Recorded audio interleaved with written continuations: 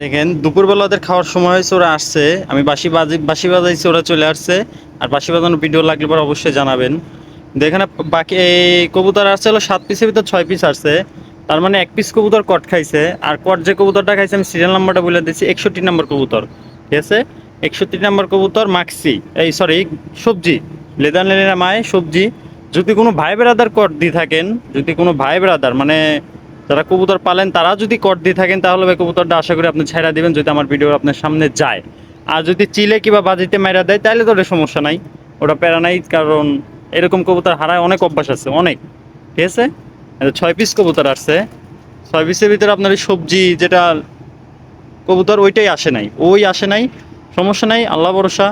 যদি ও সুস্থ থাকে, সাবল থাকে, ভালো থাকে, তাহলে ইনশাল্লাহ ও আসবে। ও আসবে, ঠিক আছে, যদি কোনো চক্রের হাতে না পড়ে। আকাশে উড়ন্ত অবস্থায় থাকলে এবার অবশ্যই আসবে। আমার এতটুকু দীর্ঘ বিশ্বাস আছে, কারণ রেসার কবুতর কখনো দুর্নীতি করে না। এটা আমি একদম স্টেমে লেখা দিব। ঠিক আছে, যদি কোনো ভাই ব্রাদার আটকে রাখেন, কোনো ভাই ব্রাদার আটকে রাখলে অবশ্যই ভাই আমার ভিডিওটা আপনার সামনে গেলে পারে কবুতরের ভাই ছাইড়া দিন। ঠিক আছে, আর যদি চিল বা বাজি মারে তাহলে আমার কোনো দাবি নাই, কারণ এরকম অনেক কবুতর হারায় অভ্যাস আছে ভাই, প্যারা নাই।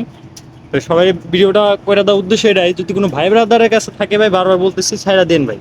কারণ নতুন কবুতর লাগাইতেছি, উড়া মুড়া যায়, কোনো যা বইতেই পারে, কোনো জায়গায় যায়, কোনো চালে যায়, কোনো কেউ যদি বাম থাকে আশেপাশে সেখানে যা বসতেই পারে।